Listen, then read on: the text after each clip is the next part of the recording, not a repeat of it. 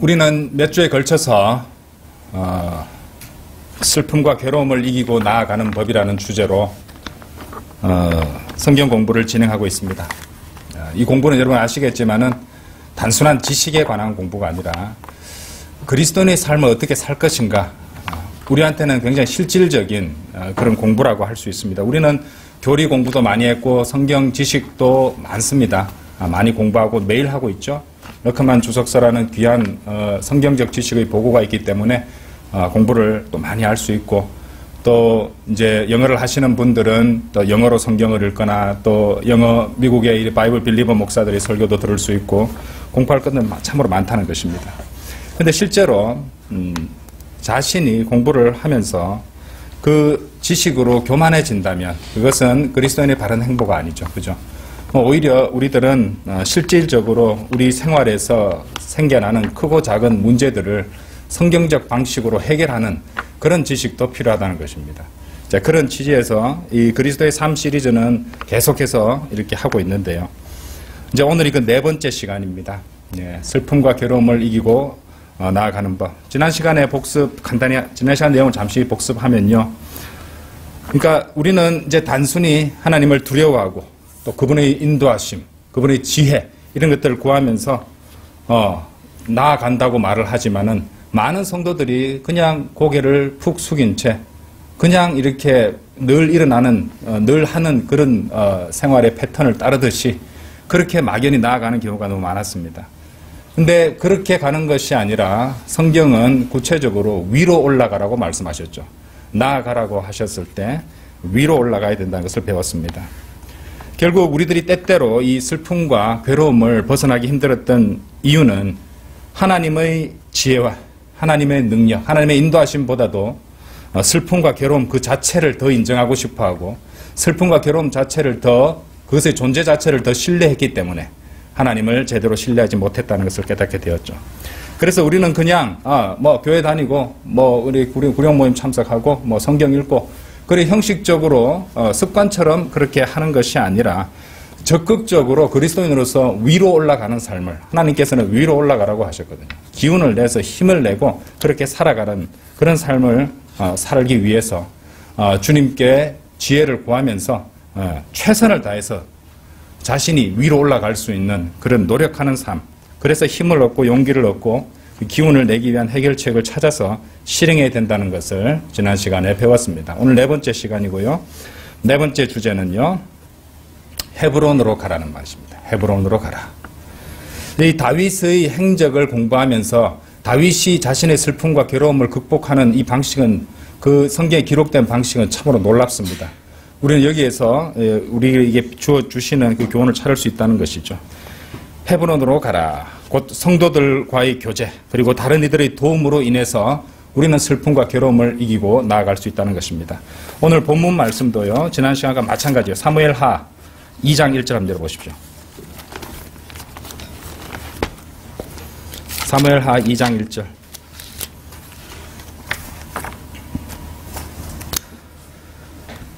자, 오늘은 2장 3절까지 보시겠습니다. 이 일 후에 다윗이 주께 물어 말하기를 내가 유대의 어느 성읍이든지 올라가리이까 하니 주께서 말씀하시기를 올라가라 하시므로 다윗이 말씀드리기를 내가 어디로 올라가리이까 하니 주께서 말씀하시기를 헤브론으로 가라 하시더라. 그러므로 다윗이 그의 두 아내 즉 이스라엘 여인 아히노암과 칼멜인 나발의 아내 아비가일과 함께 그곳으로 올라가니라. 또 다윗이 그와 함께 했던 그의 사람들을 각자 자기 가족과 함께 데리고 올라가니 그들이 헤브론의 성읍들에 거하니라. 네 번째, 헤브론으로 가라. 성도들과의 교제, 그리고 다른 이들의 도움으로 인해서 우리는 나아갈 수 있다는 것이었죠. 벌써 지금 사무엘하 2장 1절만 가지고 몇 줄을 봤는지 모릅니다. 이 참으로 하나님의 말씀 한 절만, 우리가 한 절만 제대로 보아도 거기에서 우리의 인생의 많은 해결책들을 찾을 수 있다는 것을 우리가 볼 수 있는 것입니다. 그렇지 않습니까? 성경 읽으셔야 됩니다. 성경을 읽으시고 그 한 절 한 절을 주님께 기도하는 마음으로 받아야 되는 것입니다. 그것이 바로 주님께서 여러분들에게 필요한 모든 영적 필요들을 채워주시는 중요한 한 가지 방법이기 때문이죠. 자, 오늘 본문 말씀 내용으로 이제 쭉 가보겠습니다. 다윗이 하나님께 여쭈어 보았죠. 그러니까 하나님께서는 다윗에게 위로 올라가라고 말씀하셨습니다. 자, 우리가 지금 공부하고 있는 그 흐름을 보시면요. 간단히 제가 말씀드리고 갈게요. 사무엘하 2장을 펼쳐 놓으셨잖아요. 그 앞에 보시면은 이 절친 요나단의 죽음으로 굉장히 26절에서 보시면 내가 그대로 인하여 괴로워하노라. 그래서 이 다윗이 참으로 괴로워하는 상황이 있었다는 것입니다. 그래서 이 다윗이 참 너무 슬프고 그 괴롭고 절망스러운 상황에서 어떻게 극복하는가가 지금 사무엘하 1장 26절부터 2장 3절에 걸쳐 4절에 걸쳐서 얘기가 진행되고 있다는 것입니다. 우린 여기에서 우리의 교훈으로 삼을 수 있다는 것이에요. 아시겠죠?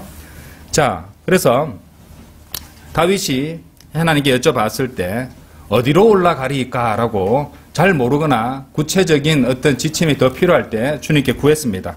어디로 올라가리까라고 위로 가기는 위로 가는데 어디로 올라가리까 좀 더 세부적인 그런 지침을 하나님께 구했습니다. 우리는 잘 모를 때는 그때마다 꾸짖지 아니하시는 하나님께 지혜를 구하면 되는 것입니다. 그렇죠?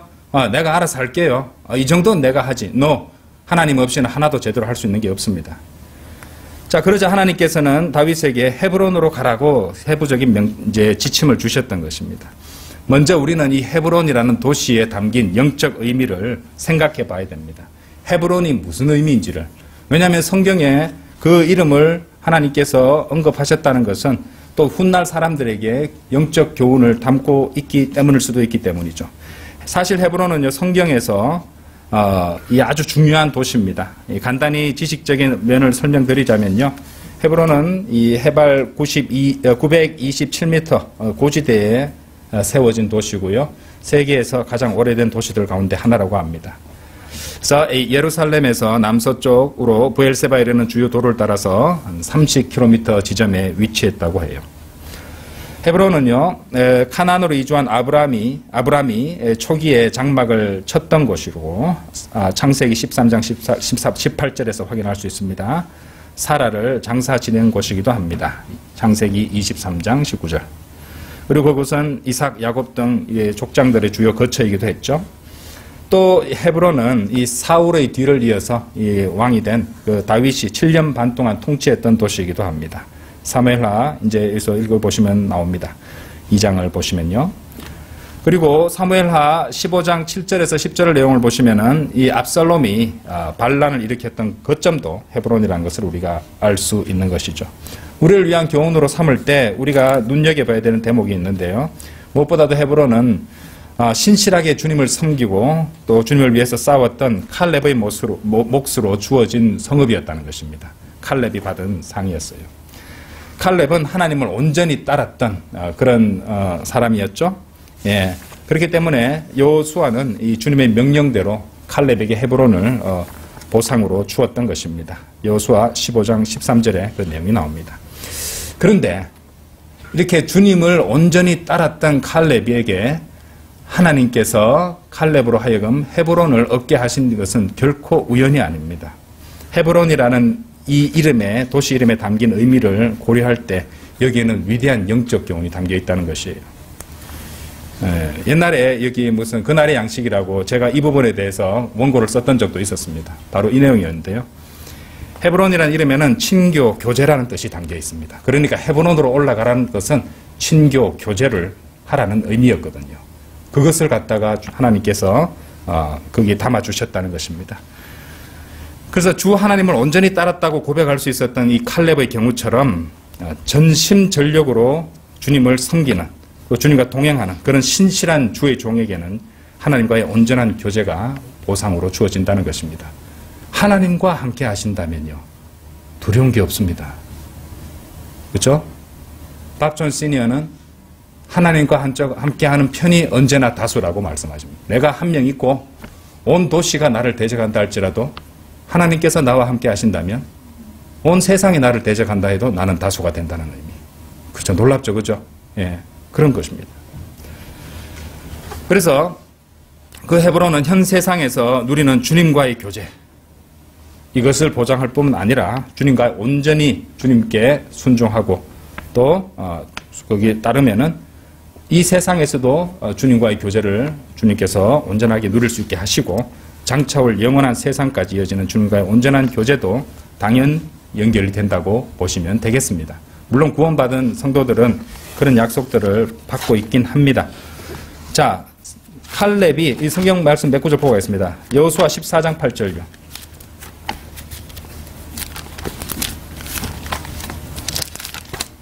여호수아서 14장 8절. 그럼에도 불구하고 나와 함께 갔던 내 형제들은 백성의 마음을 녹였으나, 자, 칼렙의 간증을 보십시오. 우리 모두가 이런 간증을 할 수 있어야 됩니다. 나는 온전히 주 나의 하나님을 따랐나이다. 온전히 따랐다고 고백할 수 있어야겠죠. 그렇죠? 예. 그러니까 하나님께서는 우리와 늘 동행하고 싶고 늘 인도해 주고 싶으신데 우리가 온전히 주님께 순종하지 않기 때문에 문제가 발생하는 겁니다. 그렇죠? 자, 현 세상에서 주님과의 교제를 보여주시는 그런 내용, 요한일서 1장 6절 한번 보겠습니다. 다 아시는 말씀이에요. 요한일서 1장 6절에 보시면, 만일 우리가 하나님과 교제가 있다 하면서 어둠 가운데 행하면 우리가 거짓말하는 것이며, 어둠 가운데 행하는데 하나님과 교제가 있겠습니까? 진리를 행하지 아니하는 것이라. 7절, 그러나 그분이 빛 가운데 계신 것 같이 우리도 빛 가운데 행하면 우리가 서로 간에 교제가 있게 되고 그의 아들 예수 그리스도의 피가 우리를 모든 죄에서 깨끗하게 하시느니라. 어둠 가운데 행한다고 구원을 잃는다는 말이 아닙니다. 이게 교제에 관한 얘기죠. 그렇죠? 예. 그래서 하나님과 교제하려면은 칼렙처럼 온전히 순종하는 것. 그러니까 지금 빛 가운데 온전히 순종하는 것이 빛 가운데 행하는 것이라고 이 신약 성경과 구약 성경이 연결되는 걸 보실 수 있죠. 그리고 이제 이루어질 우리가 소망하는 우리 복된 소망의 중심 주제, 우리 주 예수 그리스도의 공중 재림이잖아요. 휴거. 데살로니가 전서 4장 17절 보십시오. 데살로니가 전서 4장 17절. 그리고 나서 살아남아있는 우리도 공중에서 주와 만나기 위하여 그들과 함께 구름 속으로 끌려 올라가리니, 자, 그 다음 보세요. 그리하여 우리가 영원히 주와 함께 있으리라. 영원한 교제죠. 그죠? 주님께서 우리를 불러서 우리가 셋째 하늘로 끌려 올라가는 이 휴거를 이후로 우리 영원히 주와 함께 있을 것이라는 그런 약속들입니다. 자, 그런데 우리가 이런 헤브론의 영적 의미에 대해서 공부를 할 때 또 알아야 될 것이 있어요. 그것은 칼렙 그 자신이, 그 스스로가 먼저 헤브론을 요구했다는 사실입니다. 그죠?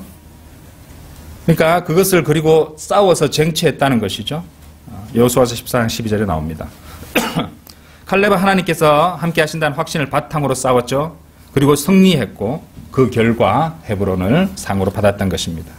그리스도인 또한 주님과의 온전한 교제를 희구하고 또 바라고 세상과 마귀와 육신과의 영적 전쟁에서 믿음의 선한 싸움을 끝까지 싸워서 성도 각자의 헤브론을 쟁취해야 된다는 것입니다. 하지만 헤브론은요, 주님과의 교제를 위한 이 성도 각각의 영적 전쟁에 대한 진리만 담고 있는 것이 아닙니다. 헤브론이라는 이름에 담겨있는 또 다른 뜻이 있습니다. 그게 뭔지 아십니까? 교제하고도 연결되는 뜻이지만 사랑받는 자들의 장소란 뜻도 있습니다. 헤브론의 또 다른 뜻이에요. 사랑받는 자들의 장소. 그렇습니다. 우리가 지금 공부하고 있는 주제인 슬픔과 괴로움을 이기고 나아가는 법이라는 주제와 오늘 말씀과 관련해서 우리도 그런 사랑받는 자들의 장소인 헤브론으로 올라가야 된다는 것입니다. 아시겠죠? 사랑받는 장소들, 곧 성도들이 있는 장소로 올라가야 된다는 것입니다. 성도들이 있는 곳에 올라가서 그들과 함께 하는 것, 왜 그것이 하나님과의 교제와도 연결되는 것입니까? 성도 각각이 그 안에 성령님께서 내주하시는 성전이잖아요. 그죠? 그렇죠? 예. 그래서 성도들과의 교제도 아주 중요하다는 것입니다. 그래서 하나님께서 다윗에게 자, 위로 올라가라 했어요. 위로 올라가니까 위로 올라가라 했으면 그럼 왜 어디로 올라가야 됩니까? 자세히 구했을 때 하나님께서는 구체적으로 헤브론으로 올라가라라고 하셨단 말이죠. 그렇죠? 그래서 하나님께서는 성도들을 주셨다는 말입니다. 성도들을 너에게 주었으니 헤브론으로 가라. 사랑하는 자들의 장소로 가라고 명령하셨다는 것입니다. 자, 저도 잘 압니다. 기쁨과 슬픔과 괴로움에 빠져 있다는 것이 어떤 것인지 그런 경험이 없는 사람이 누가 있겠습니까? 그리고 얼마나 힘든지도 저도 잘 알고 있습니다. 저도 힘들었던 적이 왜 없겠어요? 저는 많습니다. 저도 말 안 해도 많습니다. 말을 할 수는 없지만은 굉장히 많았습니다. 저도 또 겪고 있고요. 그리고 그런 상황에서 나아가고 올라가는 것이 말처럼 쉽지 않다는 것 누구보다도 잘 압니다. 그런데 성도 여러분, 그냥 성도들의 사랑을 센 척하지 마시고 계속해서 성도들의 사랑을 받는 것은 어떻습니까? 구원받은 형제 자매들이 서로를 생각해주고 서로를 위해 기도해주고 또 함께하고 서로 나누는 그런 자연스러운 사랑을 받는 것, 이런 것이 알지 못하는 사이에 여러분들의 삶을 계속해서 나아가게 만드는 원동력이 될 수 있다는 것입니다. 성도들이 다가와서 안부를 물을 수 있죠. 형제님을 위해서 기도하고 있어요. 자매님을 위해서 기도하고 있어요. 이 말을 건네주는 것, 그런 게 사랑 아닙니까, 여러분? 아니면 전화를 걸어서 묻습니다. 괜찮으세요? 제가 도울 일이라도 있을까요? 이렇게 물을 수 있는 것입니다. 여러분이 슬픔과 괴로움에 빠져 있다면 여러분들에게는 그러한 성도들의 사랑이 더 많이 필요하다고 말할 수 있습니다. 그렇게 베풀어지는 사랑을 자연스럽게 받고 자연스럽게 힘을 얻고 그렇게 이제 나아갈 수 있다는 것이죠. 그런 성도들의 자연스러운 사랑이 필요하다는 것입니다. 그러므로 하나님의 명령대로 여러분들은 슬픔과 괴로움에 빠져서 침잠할 것이 아니라 계속해서 헤브론으로 올라가고 있어야 된다는 것입니다. 혼자 골방에 틀어박혀 있지 말고요. 어째서 그렇습니까? 왜 그런 것이 문제가 됩니까? 오늘 많은 사람들의 문제가 뭔지 아십니까? 여러분 잘 들어보십시오. 그들은 도무지 헤브론으로 가려 하지 않는다는 데 있습니다. 그들은 자신들의 방식으로 얼마든지 해결할 수 있고 자신만의 방식으로도 충분하다고 생각하기 때문에 그런 겁니다. 여러분들 애들이요, 조금만 크면 하는 말이 뭔지 아십니까? 내 알아서 할게입니다. 내 알아서 할게. 내가 알아서 한다는 것이죠. 자신의 방식대로 하는 것이 또 그렇게 하는 것으로 얼마든지 괜찮은 것이고 다 해결될 것이라고 생각하고 자기 기분대로 행동합니다. 골방에 틀어박혀서 연락도 받지 않고 도무지 헤브론으로 올라가려 하지 않는다는 것이죠. 그런데 그렇게 확신하는 자신의 방식대로 그런 사람들이 얼마나 잘하고 있는지 한번 보십시오. 힘듭니다. 잘 되지 않습니다. 그것은 우리 모두가 우리 스스로도 이미 압니다. 혼자서 잘 안 된다는 걸 잘 알고 있다는 것입니다. 그러므로 어떤 자연스러운 도움을 받아서 계속해서 위로 올라갈 수 있도록 해야 된다는 말이죠. 예. 왜? 슬픔과 괴로움에 빠져 있다는 자체가 계속 나아가고 위로 올라갈 힘을 상실했다는 것을 의미가 하는 것이거든요. 그럼 힘을 공급받아야 된다는 것입니다. 다른 사람의 도움이 필요하고 다른 사람의 힘이 필요하다는 것입니다. 그리고 하나님의 은혜가 필요하죠. 무엇보다도. 그런데 그 하나님의 은혜를 베푸는 방식이 구원받은 성도들을 통해서 베푸는 방식이라면 어떻게 하시겠습니까? 하나님께서 그 은혜를 베푸시는 방식을 여러분이 결정하시겠어요? 하나님께서 결정하시는 거 아닙니까? 그렇죠? 왜 사람들이 복음 전하면 안 받아들입니까? 하나님께서 정하신 방식이 내한테 마음에 안 든다는 거예요. 그것이 유일한 해결책인데 그건 너무 내가 봐서는 그거 좀 이렇게 노력도 들어가고 성실도 들어가고 진심도 들어가고 이런 것들이 다 해서 구원되는 거지 어떻게 그래 믿기만 한다고 구원을 해주냐, 마음에 안 들어, 이런 식입니다. 자기 생각을 내세운다는 것이죠. 슬픔과 괴로움에 빠진 사람들은 스스로 일어서기가 힘든 상황이기 때문에 자신을 끌어올려준 힘이 필요합니다. 그러므로 헤브론으로 가야 된다는 것이죠. 도와주고 일으켜주고 위로 올라가도록 그렇게 나아가도록 힘을 공급해줄 헤브론으로 가야 됩니다. 위로 올라가고 싶으세요? 하나님 명령대로 위로 올라가고 싶으세요? 그러면 헤브론으로 먼저 가십시오.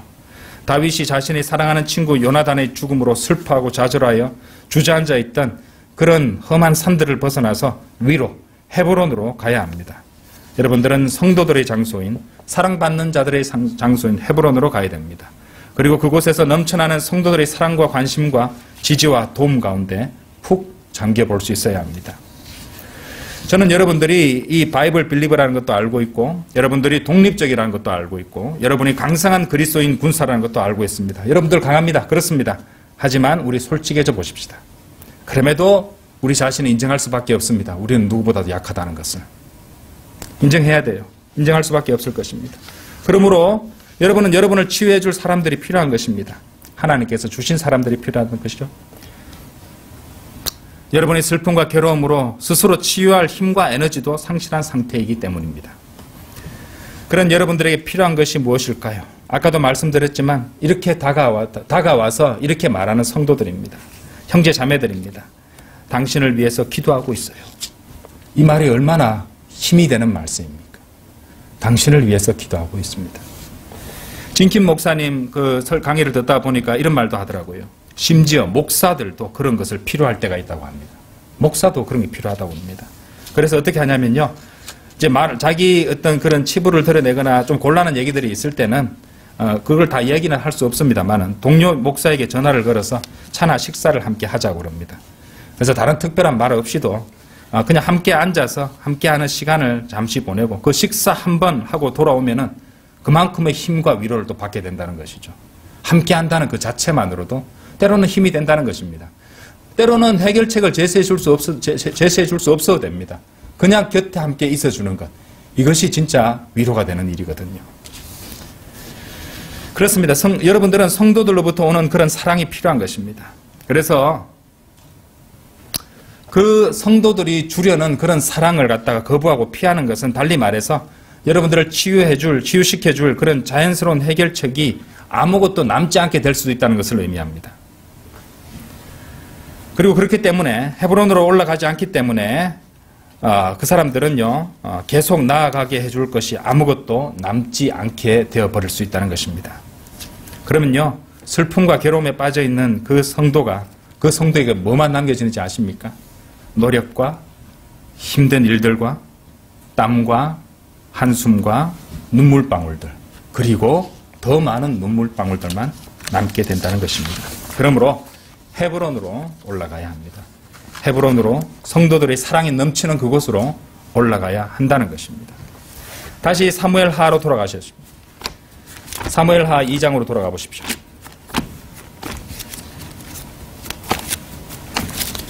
사무엘하 2장 2절 보십시오. 우리가 또 생각해야 될 부분이 있습니다. 그러므로 다윗이 그의 두 아내 즉 이스라엘 여인 아히노암과 칼멜인 나발의 아내 아비가일과 함께 그곳으로 올라가니라. 여러분 그냥 한번 보십시오. 이 2절 말씀이 여러분들에게 어떤 영적 교훈을 준다고 생각하십니까? 이 맥락에서 하나님께서 분명히 담고 계시는 영적 교훈이 있습니다. 여러분들은 다윗의 일생에 대해서 많이 읽어보고 배우셔서 아실 것입니다. 다윗의 아내들은요, 이 다윗의 죄 또는 다윗의 실수 이런 것들로 인해서 가혹한 일들을 많이 겪었습니다. 특히 이 사무엘상 30장을 읽어보시면요, 다윗이 아내들을 두고 자리를 비웠을 때 아말렉인들이 와서 그녀들을 사로잡아 가버렸던 그런 사실을 보게 된다는 것입니다. 한번 생각해 보십시오. 낯선 사람들, 아말렉인들에게 그냥 포로로 끌려가는 겁니다. 납치된 겁니다.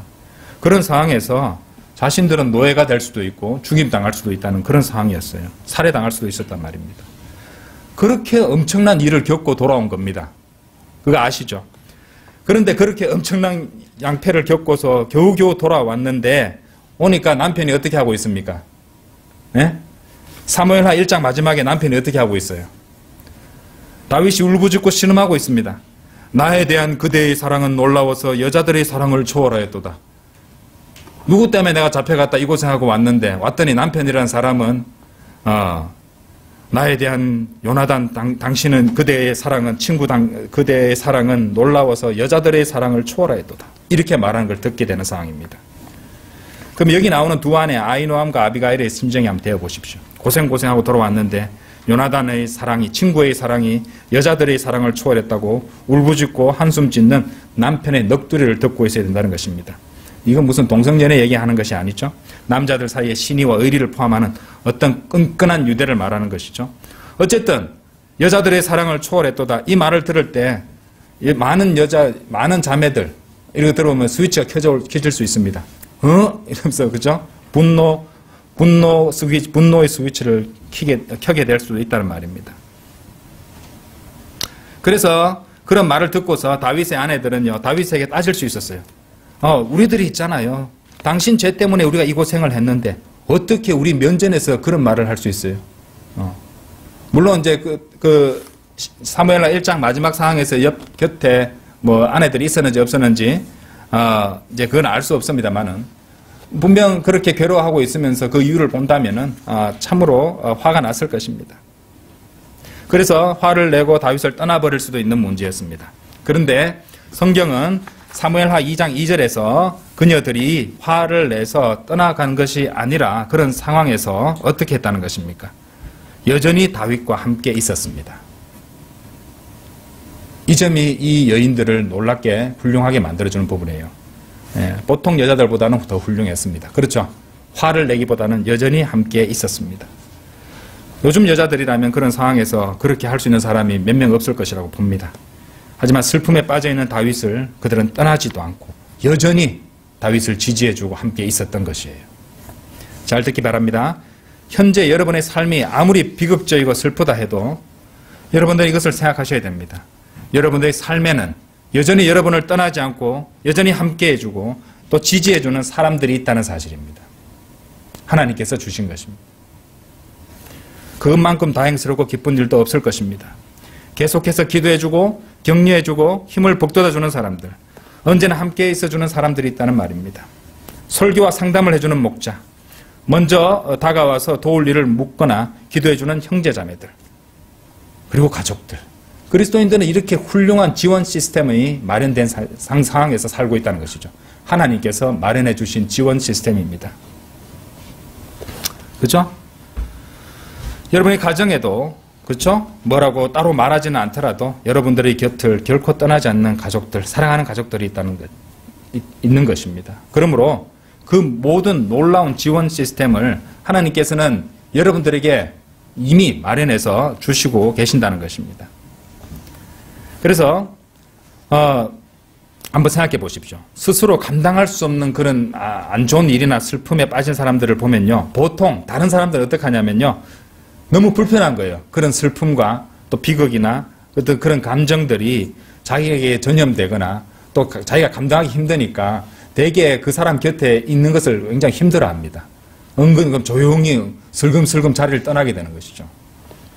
하지만 그리스도인은, 그러니까 형제 자매들은 여전히 그 곁을 지키고 함께 해주는 성도들이 된다는 것입니다. 그리고 그 사랑받는 사람들이 모인 장소가 헤브론이라는 것입니다. 성도들과의 교제라는 말입니다. 그들은 거기 그 자리에서 늘 있기 때문에 여러분들이 나아가도록, 위로 올라가도록 그렇게 늘 도움을 준다는 것이죠. 그리고 그들은 결코 여러분을 떠나지 않습니다. 여러분 안에, 그리고 그들 안에 같은 영, 곧 하나님의 영이 내주하고 계시기 때문입니다. 잘 들어보십시오. 실로 많은 경우에 있어서 여러분들의 비극이, 여러분의 괴로움이 여러분의 눈을 가릴 때가 많습니다. 그래서 도움을 주려고, 지지해 주려고 하는 그들의 고마운 존재들을 보지 못하고 오히려 그것들을 무시하거나 피하려고 한다는 것입니다. 그래서 슬픔에 빠진 여러분은 묵묵히 자리를 지켜주고 있는 그 불쌍한 아히노암과 아비가일들을 보지 못하고 있었던 것입니다. 여러분들에게도 하나님께서는 아히노암과 아비가일들을 붙여주셨습니다.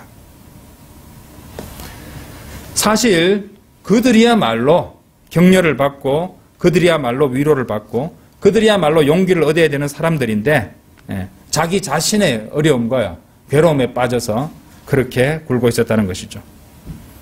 그런데 그 사람들은 그런 것들을, 여러분들이 그렇게 못난 짓을 하고 있을 때 그 사람들은 묵묵히 자신의 슬픔과 괴로움 속을 들고 있으면서도 계속해서 여러분들을 위해서 지지하고 또 격려하려고 한다는 것입니다. 그런 성도들에게, 그런 주위의 고마운 사람들에게 감사를 표명해야 되는데 말이죠. 자, 그런데 여러분 잘 들어보십시오. 만일 여러분이 계속해서 나아가지 않으면요, 여러분들은 그런 훌륭한 지원 시스템도 상실해 버릴 수도 있습니다. 그러므로 주의하십시오. 그 사람들은 계속해서 슬픔과 괴로움에 빠져있는 여러분들에게 연락을 하고 만나려고 하고 여러분을 위해서 기도하겠지만 계속해서 밀어내고 거부한다고 생각해 보십시오. 그러면 계속해서 여러분들을 위해서 기도해주고 지지해주고 격려해주려는 사람들이 몇 명이나 남아있겠습니까? 그러니까 할 수 있을 때 그들의 힘을 받아서 일어서서 나아가야 됩니다.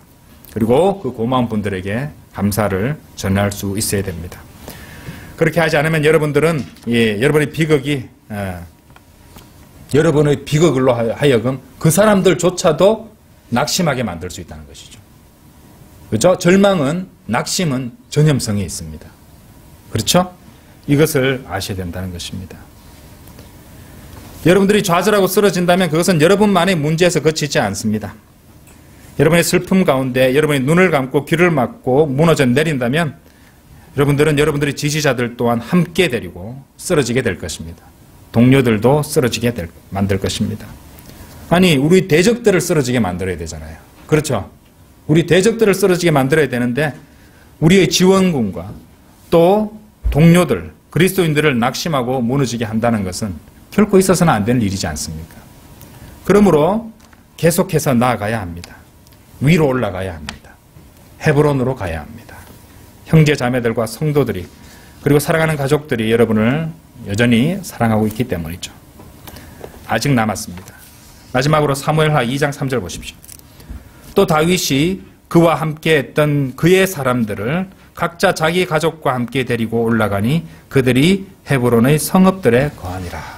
여기도 위대한 영적 교훈이 담겨 있습니다. 다윗만 고난을 겪고 있었던 건가요? 다윗만 그런 끔찍한 전쟁들을 치르고 있었습니까? 아닙니다. 다윗을 따르는 그의 부하들도 마찬가지로 고난을 겪고 있었습니다. 그들은 동굴에서 지내야 됐고 집도 없이 다녀야 했으며 다윗과 마찬가지로 거의 하마터면 자신들의 아내들을 잃을 뻔도 했습니다. 그들 또한 다윗처럼 깊은 슬픔들을 통과해야 했고 전쟁에서 사랑하는 동료들과 친구들을 잃어야 했습니다. 다윗만 그 모든 슬픔을 안고 살아가고 있었던 것은 아니었어요. 그런데 무엇이 다윗으로 하여금 계속해서 나아가게 해주었습니까? 바로 그의 부하들, 그와 함께 했던 사람들이 그와 함께 있고 그와 함께 나아가고 있었기 때문에 그랬던 것입니다. 여기서 우리가 주목해야 될 것은 그와 함께 했던 그의 사람들이 각자 자기 가족과 함께 올라갔다는 사실입니다. 다른 사람들도 역시 다윗을 따랐다는 말이죠. 그렇죠? 다른 사람들도. 다른 사람들. 그러므로 성도 여러분, 여러분들은 다른 사람들도 생각을 해야 됩니다. 그리고 그것이 또 여러분들로 하여금 나아가게 도와주는 것이 될 수 있다는 말입니다. 여러분들은 자신의 슬픔과 괴로움에 빠져 있을 것이 아니라 다른 사람들, 같은 슬픔과 괴로움을 겪고 있는 다른 사람들을 생각해야 하고 그렇게 생각하는 것으로 여러분들은 나아갈 수 있는 힘을 더 얻을 수 있다는 것입니다. 그 사람들은 어쩌면 더 큰 슬픔과 고통을 견디며 살아가고 있을지도 모를 그런 사람들이 될 수 있다는 것입니다. 내가 아무리 큰 슬픔과 괴로움에 있다 할지라도 나보다 더 힘든 사람을 보면요, 내가 거기에 빠져서 막 축 늘어져 있는 게 부끄러워질 수 있다는 것입니다. 그리고 그들을 위해서 뭔가 하고 싶다는 생각을 하게 될 수 있다는 것이죠. 그래서 오히려 이제 때로는 사람들이 보면요, 한 번에 여러 가지 문제들이나 비극이 닥치는 사람들도 있어요. 그런 사람들을, 그렇게 고통받고 있는 사람들을 생각해야 됩니다.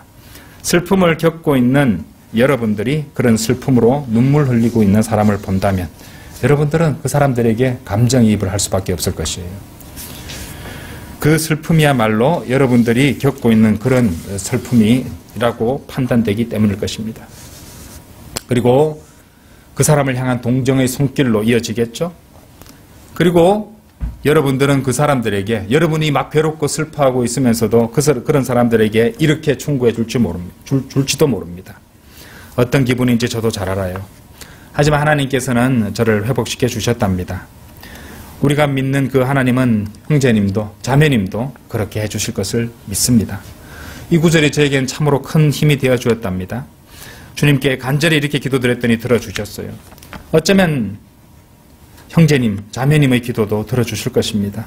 아무개 형제님이, 아무개 자매님이 좋은 조언을 주셨는데 형제님에게도 자매님에게도 좋은 말씀을 해주실 것이라 믿어요. 저도 그런 상황을, 힘든 상황을 몇 년간 겪어야만 했는데 이렇게 하는 것이 큰 도움이 되었답니다. 뭐 등등 슬픔에 빠져있는 대신에 이런 충고를 주는 자신의 모습을 발견하게 될지도 모릅니다. 그렇게 이야기해 주다 보면요, 처음에 이렇게 이대로 해서 내 문제가 극복될까? 왜? 우리 설교나 이런 데 들으면은 좋은 영적 지침들이나 교훈들을 듣잖아요. 그죠? 그래서 이대로 한다고 내 문제가 해결될까? 이대로 한다고 내 슬픔이 사라질까? 이렇게 의심했었던 그런 영적 원칙들, 방안들을 오히려 자신이 다른 사람들에게 이렇게 충고해주고 사용하고 있다는 것을 깨닫게 될지도 모릅니다. 그리고 여러분의 문제를 해결해 주었던 그런 것들을 다른 이에게 이야기해 주면서 동시에 여러분들은 그런 영적 교훈과 지침들과 충고들을 확고하게 믿고 의심 없이 스스로에게도 적용할 수 있게 될 것입니다. 그것이 이해가 안 된다면요, 부모가 한번 되어 보십시오. 부모 입장이 되어 보십시오. 여러분이 부모가 되어서 여러분들의 자녀가 여러분이 어렸을 때, 여러분이 미숙했을 때 겪었던 그런 종류의 문제들, 고통과 슬픔들을 겪고 있을 때, 그래서 이 사랑하는 자녀들이 더 좌절하고 심적으로 망가지고 있을 때 그 상황은 부모인 여러분들을 더 강하게 만들어 줄 것입니다. 여러분이 어떤 슬픔과 문제에 빠져 있다고 해도 여러분들은 사랑하는 자녀들을 위해서 일어나서 나아가게 될 것입니다. 그런 개념이란 말입니다. 그리고 아이들에게 충고하고 책망하고 힘을 내고 정신을 차리도록 최선을 다하려 할 것입니다. 애원까지 할 것이에요. 얘야, 제발 나와 같은 실수를 범하지 말아라. 그것은 옳은 길이 아니야. 그 길에서 내가 통과해만 했던 그 파멸의 길에서 벗어나야 돼. 이렇게 외치면서 자녀를 책망하고 타이를 것입니다. 처음에 그런 충고들의 내용을 전혀 믿지 않았던 미숙하고 어린 여러분 자신은 이미 사라져버리게 되고 성숙한 부모로서 부모가 되어 그런 성숙한 여러분 자신이 될 수 있다는 것입니다. 그러면 그렇게 될 수 있는 것이 어떤 계기로 어떻게 그렇게 할 수 있는 것입니까?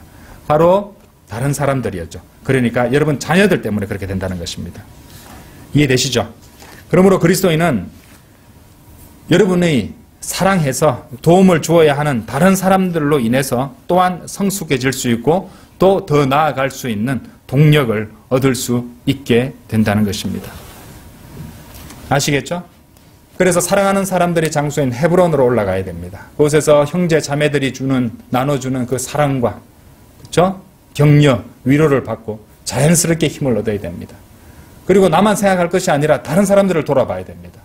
나보다 더 힘든 상황에, 나보다 더 약하고 나보다 더 큰 고통을 겪고 있는 사람들을 바라보면서 그들을 도우려고 하는 순간, 그것도 하나님의 말씀에 순종하는 겁니다, 여러분. 그렇게 하면은 그 사람은 어느 순간 더 성장하고 있는 것입니다. 여러분, 그걸 뭐라고 하는지 압니까? 그게 영적 성장입니다. 형제 자매들 사이에서 성숙한 그리스도인이 되는 길이라는 것입니다. 그렇게 성숙해지면서 자신의 문제도 해결하고 나아가게 된다는 것입니다. 하나님께서는 그렇게 해결책을 주시는 것이에요. 하나님께서 아무 문제 없고 고통 없는 그런 삶만을 주시겠습니까? 아닙니다. 하나님께서는 어렵고 고통스럽고 힘든 상황에서 이겨낼 수 있는 힘을 주시는 분입니다. 아시겠어요? 아무것도 일어나지 않는다면 내 인생은 아무 문제도 없고 아무 평지풍파도 없고 문제없이 평안한 삶만 계속된다면 어떻게 우리가 성장하고 강해질 수 있겠습니까? 이 악한 세상에서. 슬픔과 괴로움에 빠져 허우적거리는 사람이 있습니까? 다시 말씀드리지만 헤브론으로 가십시오. 성도들의 사랑으로 힘을 얻으십시오. 하나님께서 주신 사랑하는 사람들, 여러분을 지지하고 여러분의 곁을 지켜주는 사람들을 기억하시고 감사하십시오. 그리고 여러분과 같은 슬픔을 통과하고 있는 사람들을 늘 생각하십시오. 그것이 뒤에 있는 것들을 잊어버리고 앞으로 나아가고 위로 올라가는 방법입니다. 헤브론으로 올라가십시오. 다 같이 기도드리겠습니다.